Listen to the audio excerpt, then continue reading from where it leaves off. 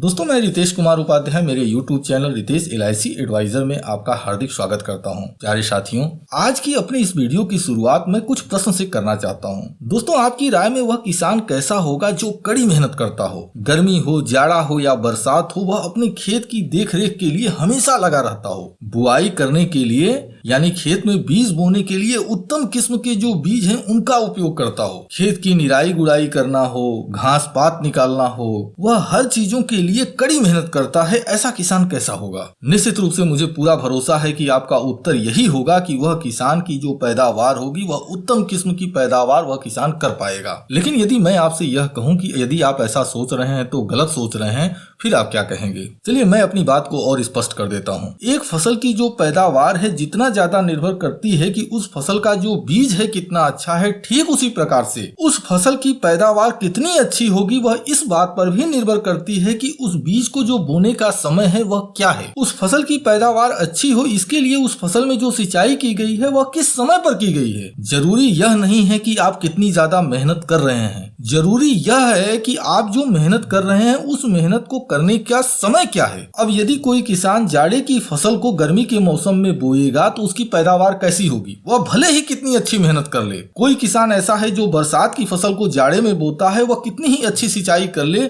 क्या उसकी पैदावार अच्छी होगी? उम्मीद करता हूं कि आप हमारी बात को समझ रहे होंगे। लेकिन मुझे यह भी पता है कि आपके मन में यह चल रहा होगा कि सर आज यह किसानों को लेकर क्यों बैठ गए। यकीन मानिए किसानों के विषय में मुझे कोई विशेष जानकारी नहीं है और इसलिए मैं किसानों के विषय में बहुत अच्छी जानकारी नहीं दे पाऊंगा। लेकिन मुझे एक अभिकर्ता के व्यवसाय के विषय में अच्छी खासी जानकारी है और इसी मुद्दे पर मैं आपका ध्यान आकर्षित करना चाहूंगा। दोस्तों, मुझे लगता है कि हम में से हर अभिकर्ता पॉलिसी रिमाइंडर का उपयोग करता है, लेकिन अपने दिल पर हाथ रखकर खुद से पूछिएगा कि जो आप पॉलिसी रिमाइंडर का जो उपयोग करते हैं इसका आपको कितना ज्यादा लाभ होता है। मैं यह नहीं कहता हूं कि इसका लाभ नहीं होता है, लेकिन आपको जितना ज्यादा बेनिफिट होना चाहिए उतना ज्यादा बेनिफिट आप निश्चित रूप से नहीं उठा पाते हैं। पॉलिसी रिमाइंडर सर्विस, आज की अपनी इस वीडियो में मैं इसी विषय पर आपका ध्यान आकर्षित करूंगा और यदि आप इस जानकारी को चाहते हैं तो फिर इस वीडियो को आखिर तक ध्यान से देखते रहिए। और यदि आप एक जीवन बीमा अभिकर्ता हैं तो फिर मैं आपसे यह कहूंगा कि यह जो सर्विस है इस सर्विस का कैसे उपयोग करना चाहिए यह जानकारी आपके पास होनी ही चाहिए। तो चलिए आपके विशेष समय को नष्ट न करते हुए सीधे हम चलते हैं अपने मूल विषय की ओर। सबसे पहले तो बात यह उठती है कि रिमाइंडर सर्विस देने से फायदा क्या है, क्यों रिमाइंडर सर्विस देना चाहिए। दोस्तों, हम में से बहुत सारे अभिकर्ता ऐसे होते हैं कि यदि हमने किसी क्लाइंट का बीमा कर दिया तो उससे जब हमारी अगली मुलाकात होती है तो वह तभी होती है जब उसके प्रीमियम का समय आ जाता है। ऐसे में हमारा वह जो ग्राहक होता है, हमारा वह जो पॉलिसी होल्डर होता है, वह हमसे चिढ़ जाता है। उसके मन में यह बात घर करने लगती है कि यह जो अभिकर्ता है ना, यह बहुत स्वार्थी किस्म का अभिकर्ता है। जब इसको बीमा करना था तब सुबह शाम दोपहर रात यह हमारे पीछे लगा हुआ था और जब इसने हमारा बीमा कर लिया यह तभी आता है जब इसको प्रीमियम लेना होता है। अब यदि हमारे उस पॉलिसी होल्डर को कोई दूसरी पॉलिसी लेनी होती है तो फिर वह हमारी ओर नहीं देखता, वह किसी न किसी दूसरे अभिकर्ता की ओर जाने का प्रयास करता है। एक जीवन बीमा अभिकर्ता जो अपनी एजेंसी में बहुत बड़ी सफलता हासिल करना चाहता है उसको फिर इस बात पर ध्यान देना चाहिए कि हमें अपने हर ग्राहक से संपर्क बनाकर रखना होगा। लेकिन यह इतना आसान नहीं है। यदि आप एक MDRT, एक COT और एक TOT अभिकर्ता हैं या फिर आप एक लंबे समय से काम कर रहे हैं तो आपका क्लाइंट बेस निश्चित रूप से इतना ज्यादा है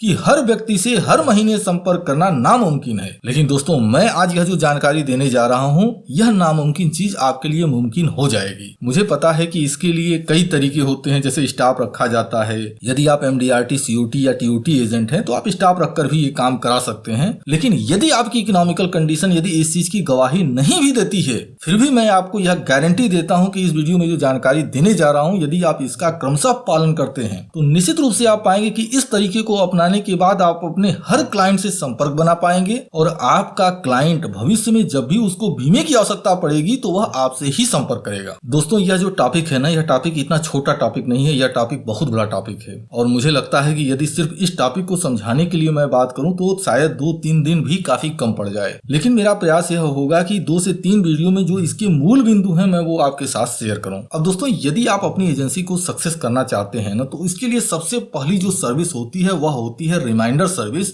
इस रिमाइंडर सर्विस पर आपको काम करना चाहिए, लेकिन ऐसा नहीं है कि आपका जब मन किया तब आप रिमाइंडर सर्विस देना शुरू कर दें। बिल्कुल नहीं। उसके लिए आपको एक डेट फिक्स करना होगा। मैं कुछ रास्ते आपको बता रहा हूं, यदि आपको उससे कुछ बेहतर महसूस होता है कि आप उससे कुछ बेहतर और कर सकते हैं तो आप उसको अपनी एजेंसी में अपना कर देखिए। तो सबसे पहले जो सर्विस आती है रिमाइंडर सर्विस में, वो आती है करेंट मंथ की जो प्रीमियम रिमाइंडर की जो सर्विस है, इसको एक्टिव करना। सरल शब्दों में यदि मैं कहूं, जैसे मान लीजिए यह फरवरी के महीने की शुरुआत हो गई है, आज तो खैर 2 तारीख हो गया है, तो फरवरी महीने की पहली तारीख और फरवरी महीने की 15 तारीख, यानी पहली तारीख और 15 तारीख, इन दोनों ही तारीखों में हमको यह तय करना चाहिए कि इस महीने में जिस जिस क्लाइंट की प्रीमियम है उसका रिमाइंडर हम पहली तारीख को और 15 तारीख को करेंगे। लेकिन इसको और ज्यादा व्यवस्थित करने के लिए बीमा करते समय आपको यह ध्यान रखना होगा कि जब भी आप कोई नया बीमा करते हैं तो उसको बैकडेटिंग करके महीने की 28 तारीख को आप उस बीमे को पास कराएं। यानी कि यदि आपके हर पॉलिसी की जो प्रीमियम ड्यू है, यानी उसकी जो एफयूपी है, यदि महीने की 28 तारीख को आती है तो यह सर्विस आप और भी बेहतर तरीके से कर पाएंगे और भविष्य में आप पाएंगे कि यह जो बहुत बड़ा काम है ना, यह बहुत छोटा हो जाएगा। अब चलिए बात यह उठती है कि हमने पहली तारीख और 15 तारीख को तय कर लिया कि हमको पहली तारीख को और 15 तारीख को जिस मंथ में हमने जो बीमा किया हुआ है उस मंथ की रेनुअल प्रीमियम का जो इंफॉर्मेशन है, रेनुअल प्रीमियम का जो इंटीमेशन है, वह हम क्लाइंट को भेजेंगे। लेकिन इसकी टाइमिंग क्या होगी? तो दोस्तों इसके लिए आपको यह ध्यान देना होगा, हालांकि देखिए हम अपनी अगली आने वाली वीडियो में कुछ और भी टिप्स देंगे इसके लिए, लेकिन फिलहाल के लिए मैं यह बोल रहा हूं कि सेकेंड मीटिंग पहली तारीख को आप फील्ड में जो भी काम करते हैं, अपना सारा काम करके आप घर जब लौटते हैं, शाम के समय में 7 बजे से 8 बजे तक, चूंकि महीने की शुरुआत होती है, हमारे ऊपर काम का बहुत ज्यादा बोझ नहीं होता, तो शाम के समय में 6 बजे से 7 बजे से आप बैठ जाएं और 1-1.5 घंटे के अंदर, अब डिपेंड करता है कि आपका जो क्लाइंट बेस है वो कितना बड़ा है, जो समय लगता है उस समय को लगाइए और अपने हर क्लाइंट को व्हाट्सएप मैसेज के जरिए, टेलीग्राम मैसेज के जरिए, सोशल मीडिया का जो अदर प्लेटफॉर्म है उसके जरिए या फिर मोबाइल मैसेज के जरिए उसको यह सूचना दीजिए कि आपकी प्रीमियम इस महीने में आ गई है। अब दोस्तों इसके लिए मैंने एक सेपरेट वीडियो भी बनाया हुआ है जिसका कि थंबनेल आपको इस समय अपने वीडियो के स्क्रीन पर दिखाई दे रहा है और इस वीडियो का जो टाइटल है देखिए नीचे लिखा हुआ है। यदि आप यूट्यूब पर इस वीडियो को सर्च करके देखते हैं तो इसके विषय में मैंने डिटेल में इंफॉर्मेशन दी हुई है और इस वीडियो में जिस टूल के विषय में बताया गया है यह टूल बिल्कुल फ्री ऑफ कास्ट है। आप इसका उपयोग करके आप अपने कार्य को बड़े आसानी से कर सकते हैं। अब दोस्तों यहाँ पर एक बात और करना चाहूंगा, जब आप अपने क्लाइंट को पॉलिसी के प्रीमियम का रिमाइंडर भेज रहे हैं ना, उस समय आपके पास कॉपी और पेन होनी चाहिए और आपके दिमाग में उस समय यह बात जरूर आनी चाहिए कि आप जिस क्लाइंट को रिमाइंडर भेज रहे हैं क्या उसके परिवार में कोई नए बीमे की संभावना है क्या। यदि ऐसा कोई क्लाइंट आपको दिखाई देता है तो तत्काल पेपर पर नोट कीजिए कि जब हम इस क्लाइंट से मिलने के लिए जाएंगे, जब हम इस क्लाइंट से रिन्यूअल प्रीमियम लेने जाएंगे तो हम इस पॉलिसी के लिए बात करेंगे, यानी कि नई पॉलिसी के लिए हम इस क्लाइंट से बात करेंगे। और जब भी यह बात आपके माइंड में आती है उसको तत्काल नोट करना बहुत ज्यादा जरूरी है, नहीं तो आप खुद पाएंगे कि आधे से 1 घंटे के बाद आपके माइंड से वह चीजें रिमूव हो जाएंगी। अब यह तो हो गई करेंट मंथ की प्रीमियम रिमाइंडर की बात। अब रिमाइंडर सर्विस में जो दूसरा ऑप्शन आता है वह आता है आउटस्टैंडिंग प्रीमियम इंटीमेशन। अब यह क्या है? अगर इसको सरल शब्दों में मैं यह कहूं तो आप इसको ऐसे मान सकते हैं जैसे फरवरी 2021 चल रहा है तो जनवरी 2021 से लेकर पिछले 6 महीने की जो पॉलिसियां हैं, यानी कि जिनकी ड्यू अभी जमा नहीं हुई है लेकिन वह पॉलिसियां लैप्स नहीं हैं, ऐसी पॉलिसियों को आउटस्टैंडिंग पॉलिसी बोला जाता है। तो ऐसी पॉलिसियों का जो रिमाइंडर है, यह रिमाइंडर भी आपको क्लाइंट को भेजना होगा। इसका भी जो समय है, यह समय पहली तारीख और 15 तारीख तय कीजिए और इसका सबसे बेस्ट टाइम है कि आप इसका उपयोग भी शाम के समय ही करें। यदि आप स्टाफ रखते हैं, आपके पास अगर ऑफिस है तो आप अपने ऑफिस में जो ऑफिस टाइम होता है उस समय आप अपने स्टाफ को यह काम दे सकते हैं। आपका स्टाफ इस काम को बड़े ही आसानी से कर सकता है। मैं तो यह कहूंगा कि यदि आपके पास स्टाफ है तो आप स्टाफ से बाकायदा बोलिए कि वह क्लाइंट को फोन करे और यदि आपका स्टाफ क्लाइंट को फोन करता है तो फोन करने के बाद क्लाइंट ने प्रीमियम जमा करने की कौन सी डेट बताई हुई है वह उसको नोट करे। यदि आप ऐसा करते हैं तो मैं दावे के साथ कह सकता हूं कि आपकी जो रिन्यूअल प्रीमियम है, जो आउटस्टैंडिंग प्रीमियम ड्यू जो आपकी चल रही है, यह समय से जमा होना शुरू हो जाएगी और धीरे धीरे आप पाएंगे कि आपकी जो रिन्यूअल कमीशन है, यह रिन्यूअल कमीशन इंक्रीज होने लगेगी। अब बात करते हैं तीसरे रहे रिमाइंडर सर्विस की, तो तीसरी और सबसे महत्वपूर्ण रिमाइंडर सर्विस आती है पॉलिसी रिवाइवल इंटीमेशन। हमारे LIC की जो अभिकर्ता होते हैं ना, बहुत ज्यादा अगर फेलवर होते हैं तो वह सिर्फ पॉलिसी के रिवाइवल के कारण होते हैं। आपकी बहुत सारी पॉलिसी लैप्स होती जाती है, आप बहुत सारा मेहनत करते हैं, नया नया बीमा करते रहते हैं, लेकिन जो आप नया बीमा करते हैं आप उसके ऊपर प्रॉपर ध्यान नहीं देते और इस वजह से आप क्लब मेंबर नहीं हो पाते। और यकीन मानिए जब तक आप क्लब मेंबर नहीं होते हैं आपको LIC की जो मूल बेनिफिट है वो कभी नहीं मिलेंगे। अब बात यह उठती है कि पॉलिसी रिवाइवल का इंटीमेशन हमको कैसे भेजना चाहिए।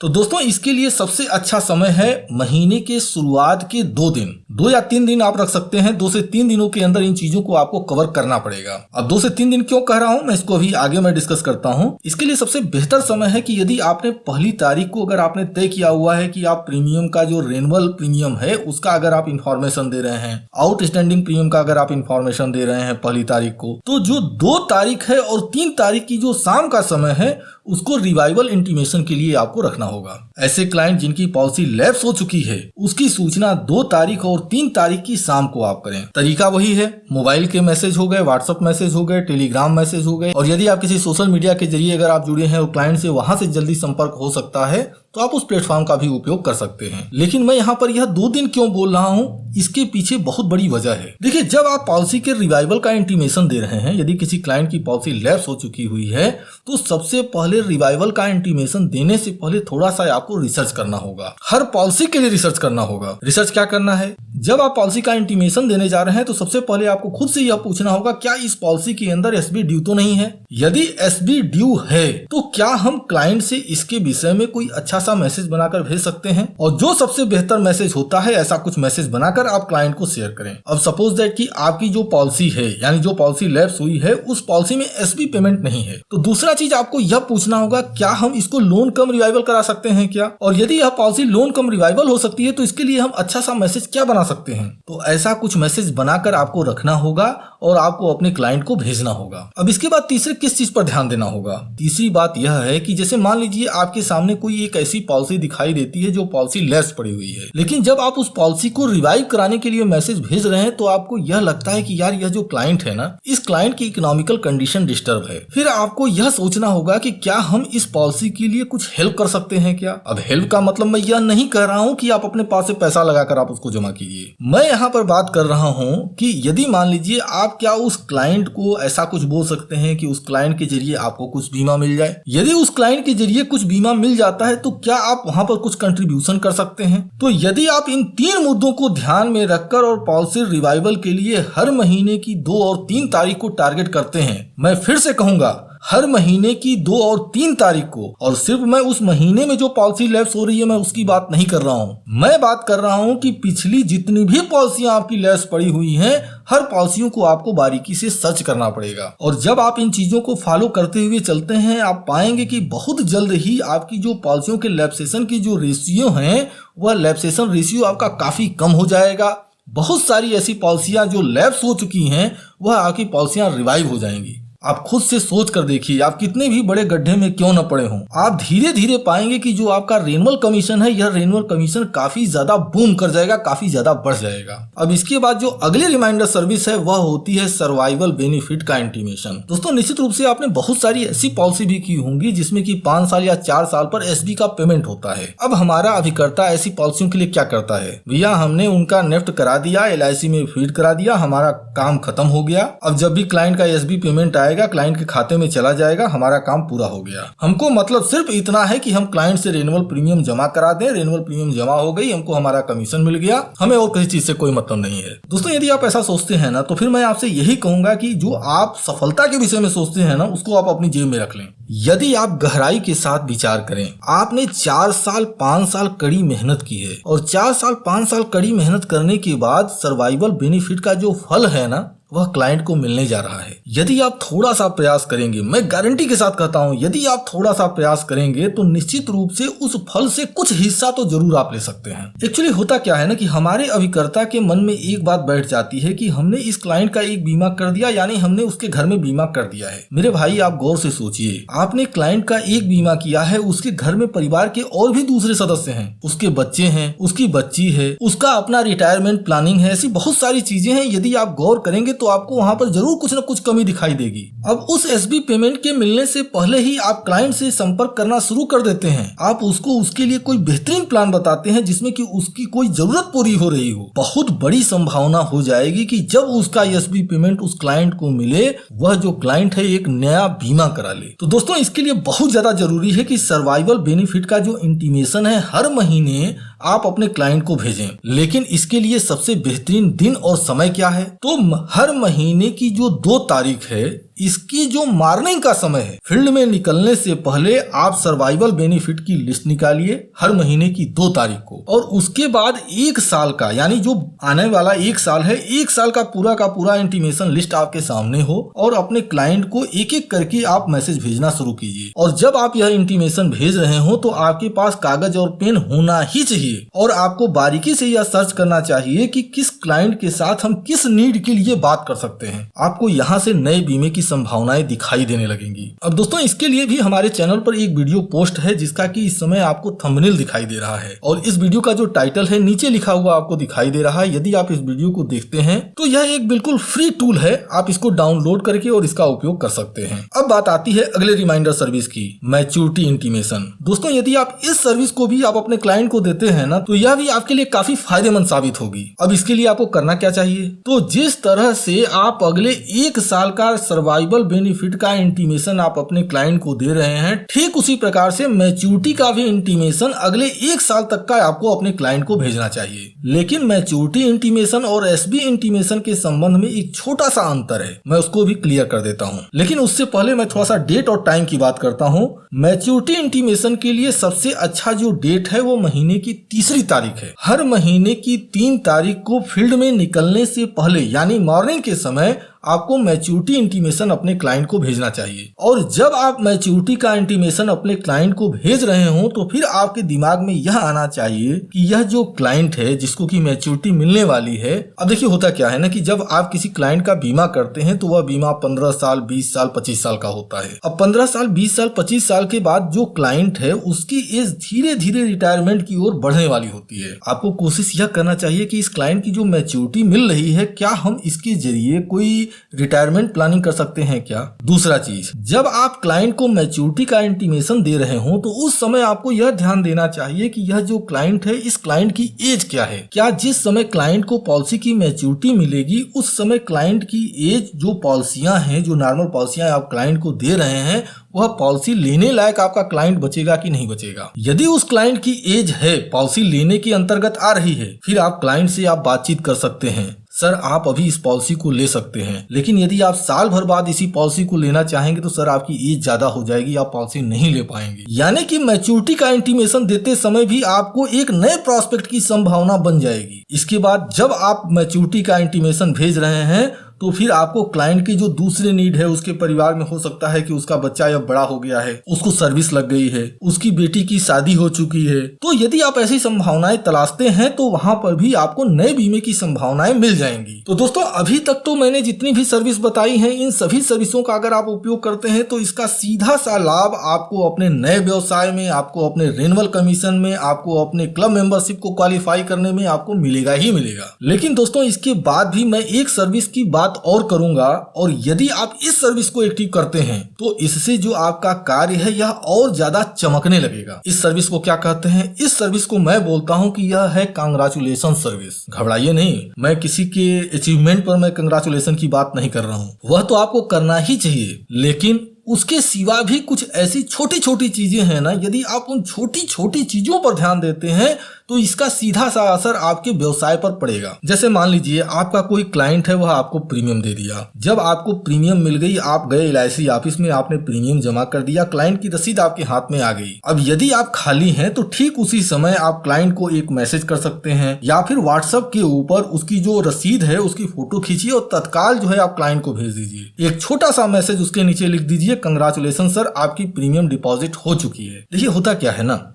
यदि हमें अपने आप को बेहतर साबित करना है तो हमारी जो छोटी सी भी चीज है ना, या यूं कहूं कि अगर हमारे अंदर कोई ऐसा छोटा सा भी काम हमने किया है तो हमको उसको बहुत बड़ा करके क्लाइंट के सामने प्रेजेंट करना चाहिए। सपोज दैट क्लाइंट की पॉलिसी बंद चल रही थी, आपने पॉलिसी को रिवाइव करा दिया, रिवाइवल की रसीद आपके हाथ में आ गई है, आप उस रसीद का फोटो खींचिए और क्लाइंट को भेज दीजिए। आप उसको कंग्रेचुलेशन करें, सर आपकी पॉलिसी अभी तक बंद चल रही थी, अब पॉलिसी आपकी चालू हो गई है, सर अब आपकी पॉलिसी के जितने भी बेनिफिट हैं वो आपको मिलते रहेंगे। मतलब कि आपके मैसेज को पढ़ने के बाद क्लाइंट को यह महसूस होना चाहिए कि यार मैंने कोई बहुत बड़ा काम कर लिया है। ठीक इसी प्रकार से यदि जैसे सपोज दैट कोई ऐसा क्लाइंट है, उसका एड्रेस चेंज करने का काम मिल गया है आपको, या फिर कोई भी पॉलिसी सर्विसिंग का काम अगर आपको मिल गया है, आपने उसका काम कंप्लीट कराया, क्लाइंट को तत्काल सूचना दीजिए। और सूचना देने के लिए जो आप मैसेज भेज रहे हैं, आपको बस यही ध्यान देना है कि आपके मैसेज के जरिए क्लाइंट को यह महसूस होना चाहिए कि यार मेरा काम, बहुत बड़ा काम मेरा बड़ी आसानी से हो गया है। सपोज दैट आपको कोई नया बीमा मिल गया, आपने उसकी रसीद कटा दी,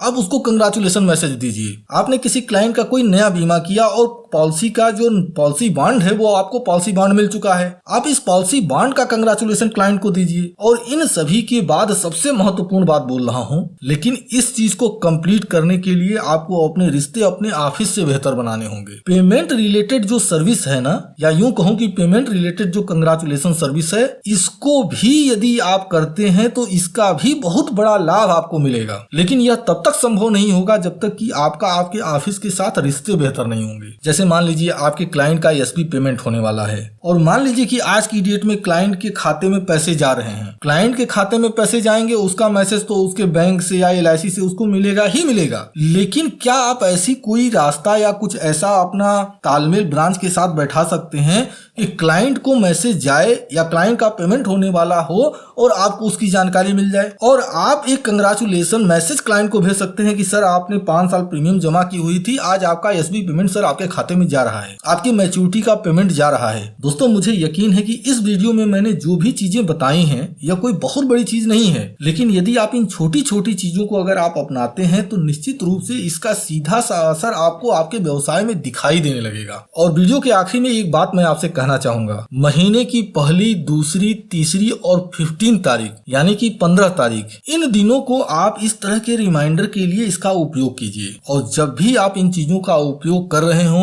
उस समय आपके पास में एक कॉपी और एक पेन आपके पास होना ही चाहिए, ताकि वहां से जब भी आप पॉलिसी को देख रहे हो, कोई नए बीमे की संभावना दिखाई देती है, आप उसका नाम जरूर नोट कर लें। तो दोस्तों इस वीडियो में जो मैंने जानकारी दी हुई है यह एक बहुत छोटा सा हिस्सा है। यदि आप बोलेंगे और आपको यह चीजें समझ में आती हैं, आपको लगता है कि नहीं जो मैंने यह जानकारी दी है यह आपके लिए लाभप्रद होगी, तो आप वीडियो के कमेंट सेक्शन में बताइएगा, मैं इसका दूसरा पार्ट लेकर आऊंगा। और मुझे यह पूरा भरोसा है कि वह जो जानकारी होगी जो अगली वीडियो में मैं आपके साथ शेयर करूंगा, वह जानकारी इससे भी ज्यादा फायदेमंद साबित होगी। तो यदि आप उसको चाहिएगा तो वीडियो के कमेंट सेक्शन में बोलिएगा, मैं उस वीडियो को बनाकर आपके साथ शेयर कर दूंगा। हालांकि जब मैं यह वीडियो बनाना शुरू किया हुआ था तब मुझे लगा था कि यह वीडियो काफी छोटी होगी, लेकिन इन छोटी छोटी बातों को शेयर करने में यह वीडियो काफी लंबी हो चुकी है। लेकिन फिर भी आपने इस वीडियो को आखिरी तक ध्यान से देखा, इसके लिए मैं आपका दिल से आभारी हूँ। और यदि आप LIC के अभिकर्ता हैं तो मैं आपसे यही कहूंगा कि आप हमारे इस चैनल रितेश LIC एडवाइजर को जरूर सब्सक्राइब कर दें, क्योंकि यहाँ पर आपके व्यवसाय को मजबूत बनाने के लिए, आपके व्यवसाय को सफल बनाने के लिए निरंतर जानकारी दी जाती रहती है। यदि आपके मन में इस वीडियो में जो दी गई जानकारी है, यदि इससे रिलेटेड कोई भी कंफ्यूजन हो तो वीडियो के कमेंट सेक्शन में आप अपनी बात जरूर रख सकते हैं। और दोस्तों वीडियो के आखिरी में एक रिक्वेस्ट भी मैं आपसे करना चाहूंगा।